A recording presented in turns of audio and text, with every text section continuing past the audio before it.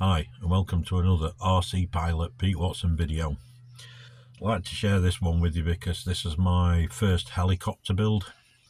I bought a plus kit. It's an OMP Hobby M4.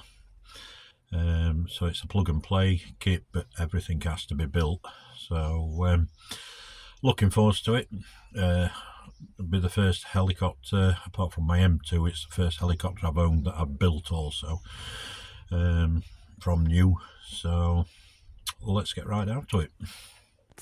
Okay, I'm not going to do too much of unboxing video because it's been done to death, so what I just want to quickly go through is how well the product's packaged, which I like to do. I have done the box already just to take the manual out, but as you can see, very substantial box. And everything individually wrapped inside, wrapped and boxed, let me say, because in here you have, just try to get open, holding the camera with one hand, and so this is, let's say, all the mechanical parts. You've got all the electronic parts, and then you've got all the blades and one or two other bits in there, I think. So very well boxed, packed.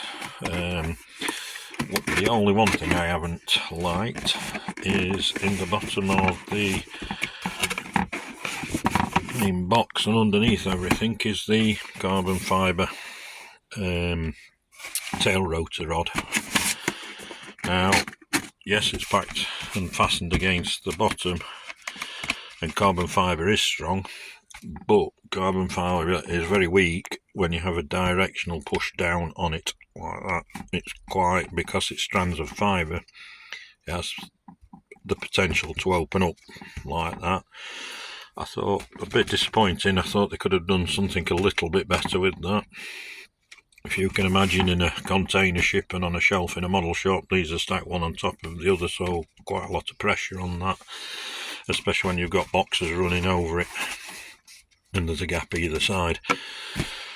Only a small niggle. If there is something wrong with it, piece of carbon rod and just buy from another one from a shop, cut it to size and you're away. But just a little bit of a sore point when everything's packed so well.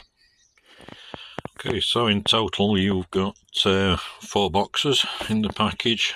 As I say, this one seems to be all the mechanical parts, components.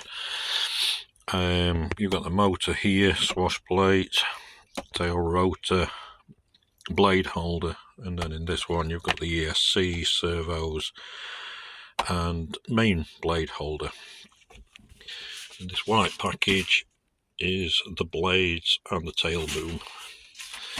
So very well packed all together, all individually wrapped, and as I understand it, as you build it, you just go packet by packet rather than undoing everything. And my flybarless unit of choice for this model will be the Micro Beast Plus. Okay, we've got all the individual packets out and laid out on the bench, and as I said earlier, each one is to the build process, so you just follow the numbers on this. So there's your side one, which is step 1 on your sides, etc. So like this, so it's not a case of just putting everything into a pot and using it. At least we can use these as the build process goes on, just under each individual pack. So very nice. Okay, I just wanted to have a quick look at the canopy, because a lot of the YouTube videos I've been watching are people are having the canopies delivered damaged, but this one's perfect. Lovely, no cracks anywhere. Nice fiberglass, nice and strong. I would have preferred to seen it in bubble wrap as opposed to a plastic bag. But okay, this is the servo rack assembly. First step was the control horns. Put those on, Loctite the horns in. I set it up on a to ensure that we're at the 90 degrees on a servo tester, and then mounted the servos to the servo assembly bracket, which is here. So they're all now Loctited and mounted on.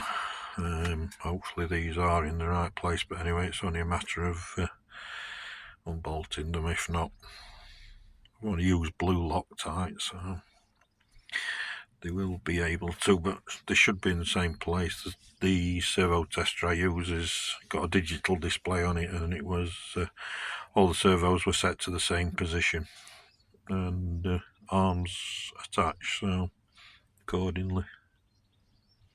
Now, as you can see, a bit of the fuselage components and the servo mount complete. So I've done the cyclic assembly, which is this one. So that was to do the servos, and then the cyclic assembly. I've done the tail assembly with the mounting blocks. Fastened the tail servo to the side of the fuselage. Built the ESC tray, which you can see, which is here. And okay, so you can see now on the assembly I've done up to now, this is the tail boom mount.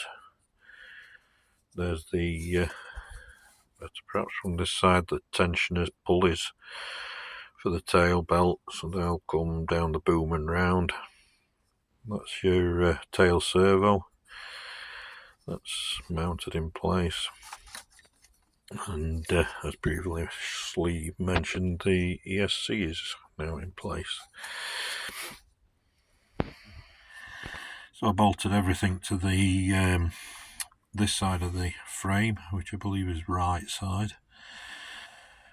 Then I put the left side of the frame on, but with thread lock and everything, and then undid this side again, but one bolt at a time, thread locking it back in. So quite a quick process. I would think about an hour and a half's work. This came assembled, this component here, which is the tensioner for the tail rotor belt. But I did undo the nuts, which are these top ones here that come down through, just to ensure that there was Loctite on it, and it was actually with Loctite on, so but it was still worth the check. So my next step's putting the motor together and mounting it to the fuselage frame.